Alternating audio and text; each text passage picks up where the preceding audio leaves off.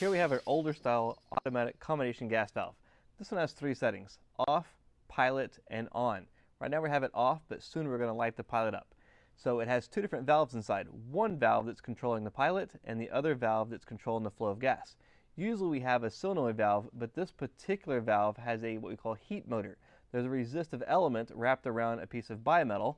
When the resistive element gets warm, it causes the bimetal to pop up and allows gas to flow. So once we energize this, there's going to be a delay before it comes on. So to make this valve work, we have its own electrical system through our thermocouple. So we're going to have a standing pilot. By turning this to pilot and pressing this down, it allows gas to bypass through the valve manually and gas to come out. So we're going to light that and create current and voltage with the flame burning against this through a enclosed electrical system. This is really cool, one of my favorite things. But first we're going to light the pilot. I'm going to hold this pilot down and I'm going to manually light the pilot. Now this pilot burning like that is not proper. It should not have that much yellow. It should not be that big of a flame. However, this whole setup was designed for natural gas, and we have it worked on propane just for this demonstration. So I'm going to hold this down. If I let off too soon, it's going to shut off. But if I hold it long enough, the pilot light burning against this thermocouple is creating an electromagnet, keeping the pilot open. So here I'm going to give you a demonstration. Here's my thermocouple, and this is the end that has dissimilar metals. When heated, creates current and voltage. There's really 2 wires, an outside wire and an inside wire that comes to this other side. So one side's on the inside, there's an insulation here, and the other wire is running in the very center. What I'm going to do with this is I'm going to screw this onto the solenoid. This is the component that's inside this combination gas valve. So this is nothing more than an electromagnet.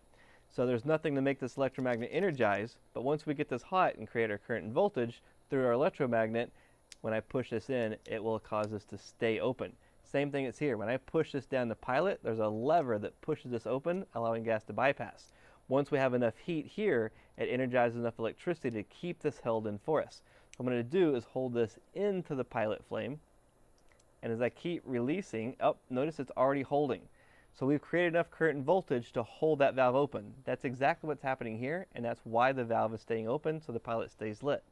But what's going to happen is this is going to cool off, and once it cools off enough, we're going to lose our current and voltage. We're going to no longer have enough flow through our electromagnet, and electromagnet is going to use a spring to open this back up. In other words, close the valve to the pilot. So electricity-wise, it's an open circuit. Valve-wise, it's a closed circuit. You saw the pop, it pops out. Now we can measure this. If I unscrew this fitting right here, we can install a nice little adapter. So this adapter separates those 2 wires so we can get a reading on it. So I'm going to screw this adapter in and then screw my thermocouple back to this adapter here. And we have this older instrument. It's a tool used for recording millivolts, which is exactly what we're working with. And I'm going to put one of my connections right here in this little nut. And I'm going to put the other one on the casing for my wire. Now I'm going to put this into the flames. And I'm going to keep holding it. And we see it's already holding, and I'm showing millivolts. I'm literally creating electricity right here in this process. So I'm showing millivolts. What I'm going to do is replace this wire with a different reading to see if we get a better end result. And it's still not reading, so the 0 to 50. So this thermocouple isn't creating a whole lot of millivolts. We're creating about 5, now we're up to about 8 millivolts. So it's really a low amount of millivolts, so it's probably a bad thermocouple. But you can see it's still enough to hold this in. So this is a nice little way to check it. We can also check it without the load. If I unscrew my electromagnet, I should be having more millivolts, more pressure, because I don't have a load on it. So now I'm going to put it back in the flame again, and notice how we're up to about 20 millivolts now. We have much more millivolts because we're not running current through that electromagnet anymore, and we're still climbing. We should be about 30 millivolts, but it's not getting there. So this is an older style meter. With this adapter though, we really don't have to use this older style meter. There is another way. Our modern meters will do millivolts. So turn it to volts, and now this meter is designed immediately to come on AC, which I like, but I'm going to convert this to millivolts. I'm going to press the select button, and this gives me the symbol here for DC, and over on the side it says MV for millivolts. I can use my clamp readings on here, but I didn't bring them, so we're just going to have to manually hold this in place. So I'm going to hold one on the metal casing, and I'm going to hold the other one on the side of our adapter. I'm going to put the thermocouple in the flame, and our meter, let me turn the light on. Our meter here is going to read how many millivolts we have.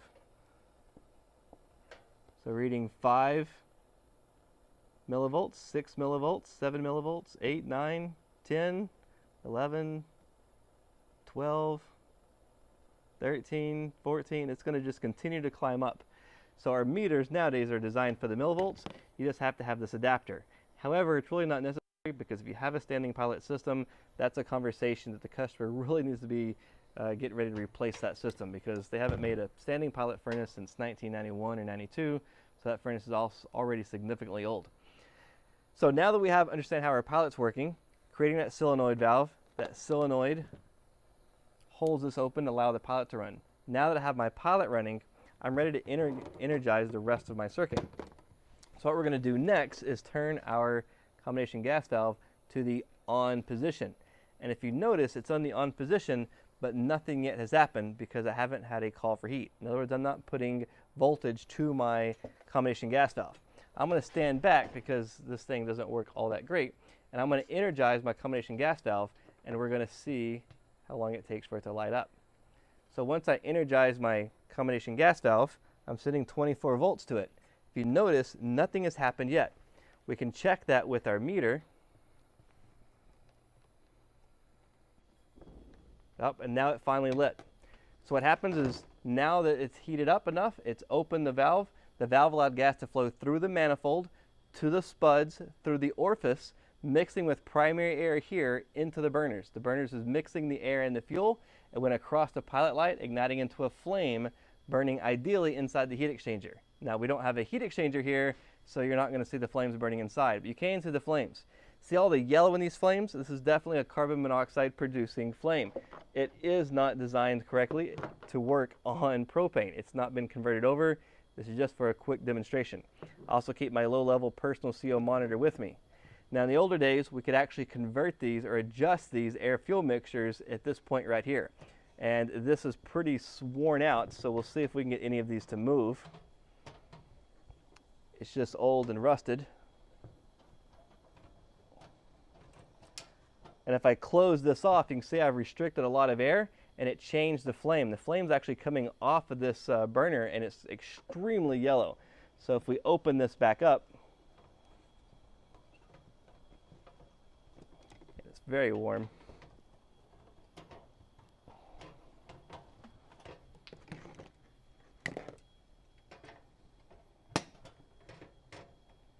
And this old valve's not going to give us open for us anymore. I always hated these adjusters.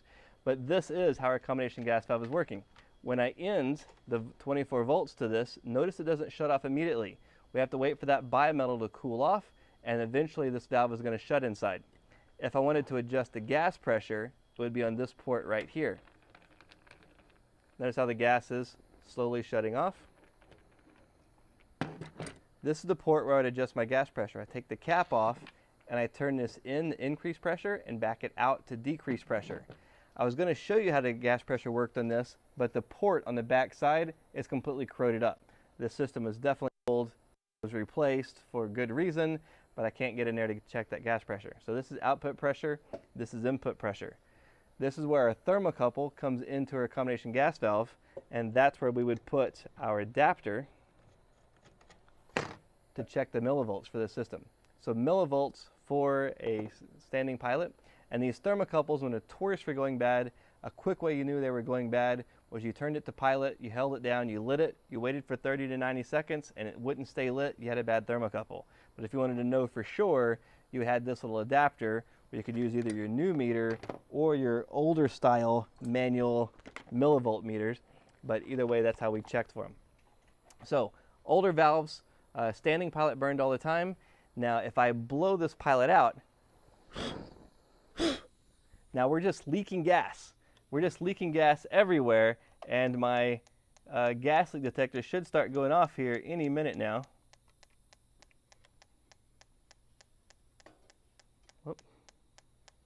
Well, I think it's time I get in. There we go. So I always like to leave this running when I'm working to know if there's going to be a gas leak.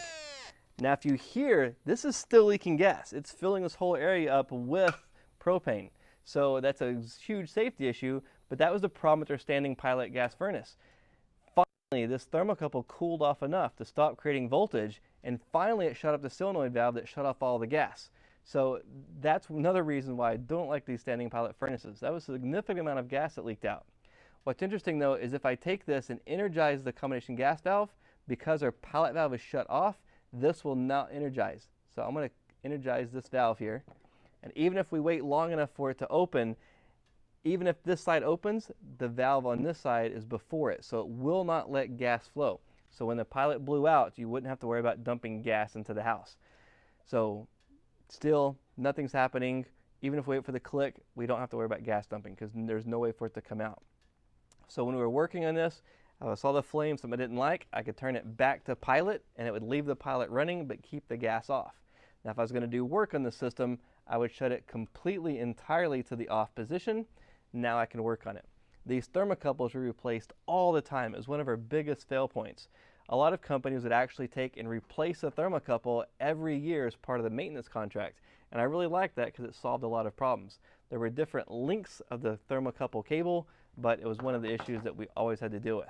Standing pilots, I'm glad that they're done. I'm glad that they're gone. They were a waste of gas and they were a huge safety issue. Now we have the direct ignition furnaces, and I'm going to show you one more of these standing style combination gas valves. All right, as promised, we're going to show you how to light the pilot light. So here is our knob. This is the marking point. So right now it's off. We're going to turn it to where pilot lines up with that little mark right there. That allows us to push this knob down. If it's on the off position, it won't allow us to push down, but we have it to pilot, it allows us to push down. When I push down in this, it bypasses the safety in here and allows gas to flow through this pilot tube to the pilot. So now that we got it held down, we have to then overcome our child safety lighter, and now we can light the pilot. So I'm holding this down, and I have to hold this down long enough for these flames to burn across this thermocouple tip right here. Once it burns across this thermocouple tip, it has dissimilar metals inside that when heated creates voltage. That voltage is going to run over to an electromagnet that's going to hold this valve open for me, so I won't have to keep pushing it down. It takes about 30 seconds or so. We'll see if it's been long enough. As I let off, it holds the pilot for us. So I'm going to show you a little bit more detail how that works. Here I have an extra thermocouple, and I've taken the solenoid valve out of a combination gas valve. And if you see here, as I push up and down, this is free flow. There's just a spring keeping it pushed open. What's going to happen if I manually hold this valve down and I put the thermocouple into that flame to let it start getting hot, and then I let go of this valve, it holds it in place. So it's holding the valve open. Now when I take the thermocouple away from the flame, it's going to take it a little bit to cool off, but it's going to stop creating voltage and current, and it will allow this to spring to pop it back out. So if we wait for it long enough, it should pop back out on its own. It's taking a little bit longer than usual. So if you see when you stop, when your pilot light blows out, you're still going to be leaking a little bit of gas before this cools off enough to de-energize this electromagnet. And there it is. It cooled off enough to drop voltage enough so it stopped having a flow of electricity, so we killed our electromagnet. So that's how that works. When I push that valve in, it's manually holding this open, allowing gas to flow there. Once the thermocouple gets warm enough, it's going to hold this valve in for us. And that's what's happening now. There's no electricity hooked up to it. It's just the valve holding it on. So I'm going to turn this to the on position now. And now it's ready to light. So even if the power goes out, it's its own little energy system right here that's keeping that pilot lit. So what we're going to do next, I'm going to step back out of the way, and we're going to energize 24 volts, the combination gas valve. This is going to allow gas to flow through the manifold, to the spuds, through the orifice, mixing with primary air inside the burners. It's going to go across this pilot light. It's going to ignite into a flame, burning down both of these burners, and that should be burning in the heat exchanger. This little tube right here is a crossover tube. No matter how many burners I had, this tube would extend all the way across all of them, and it allows us to light every single burner. So what we're going to do next, I'm going to stand back out of the way. We'll zoom out a little bit so you can see the full picture, and we're going to ignite these burners.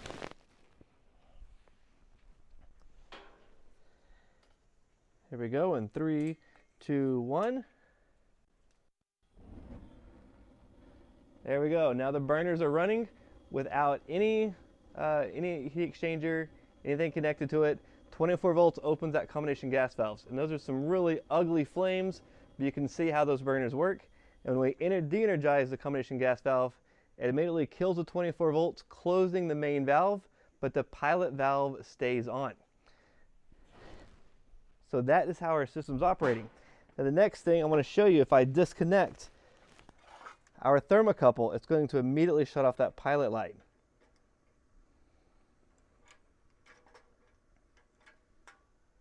And I don't know if you heard that click or not, but once I loosened this up, it killed the voltage to this little solenoid, shut off all the gas flow. Now even if I turn this on and plug this system in, you may or may not hear the click of the gas valve, but it will not open. It will not let gas through.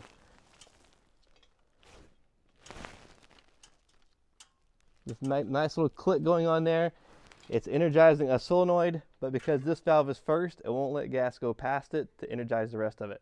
So that's our safety feature. It's pretty much one of the 2 safety features on the entire system. It's very limited on safety features. But that's how this combination gas valve and these burners work. So what I'm going to do next is we're going to isolate all these other components. Now that we've taken this out, we can get to everything else. And inside, between the pilot light and the thermocouple, is, on this particular model, one single screw. So what I'm going to do is put my screwdriver right inside of here and take that one single screw loose.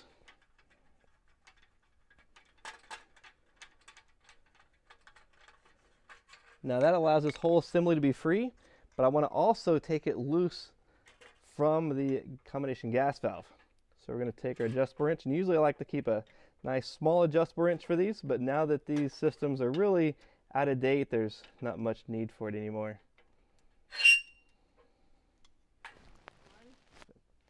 Here's a combination gas valve standing pilot for a manufactured home. Our gas line would come in to the side, our knob's broken off, but we have on, pilot, and off, just like the other. This is where a thermocouple connects to, and except for a pressure regulator, we can't adjust the pressure on these. They had these little pieces right here, and what's interesting about them is you would turn it one way for natural gas and the other way for propane. So this would just simply turn over, and this one's rusted. I don't know if it's going to come loose. Oh, looky there. So we're going to unscrew this, and then we would simply turn it over the other way for natural gas or propane.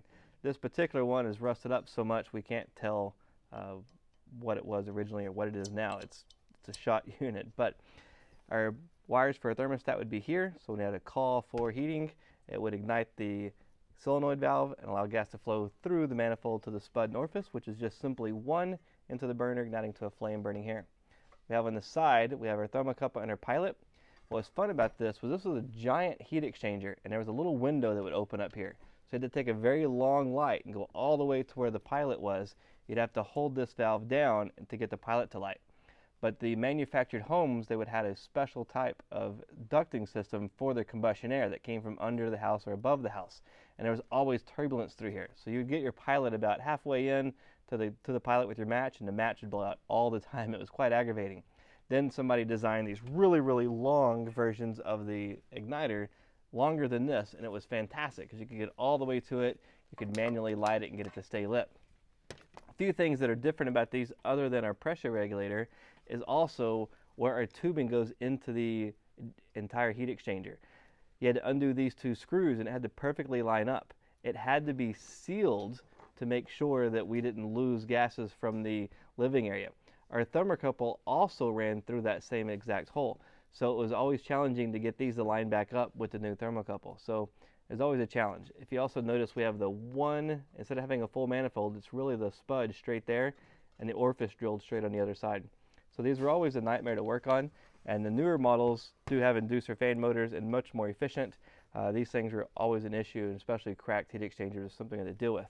So one more type of standing pilot combination gas valve is this one right here. We have this lever, but it's still the same thing. It's on off position now, and we have pilot, But with this one, to set the pilot, instead of holding a knob down, we had to actually hold this forward. When I held this forward, it would allow gas to flow through the pilot assembly to the pilot so we could light it. Our thermocouple was installed here, and so we'd hold it, we'd light the pilot, and if we let go, the pilot would stay lit. You had to hold it for about 30 to 60 seconds for that to happen. Once the pilot ignited, we could turn it to the on position for normal operation. And then for whatever reason, or summertime comes, we wanted to shut the system off completely, we just push the button down and to off. So push it down to on, pilot, light the pilot, spring lever, on position, and we pushed it down and pulled it back for off. We had our input gas pressure on this side, and on the opposite side, we had our manifold pressure. Now, it's very difficult for you to see where a manifold port is, but it's very difficult to get your tool up in here to get your adapter on there. But this one had an actual port for it, so we would loosen this up. We'd put our adapter in there to check manifold pressure, literally on the manifold. So manifold pressure was there. Looks a little different, but we still have the same three options. We have off, on, pilot, and then hold it to ignite the pilot. Standing pilot valve. If you want to know more about how the piping and gas runs through these combination gas valves, I recommend the Refrigeration Air Conditioning Technology book. And what's great is they have tons of illustrations showing how the gas flows inside these combination gas valves, the multiple different types. Talks about the heat motor valve, solenoid valves, different types of combination gas valves, as well as the standing pilots, and it has great detail about how that gas is flowing through here.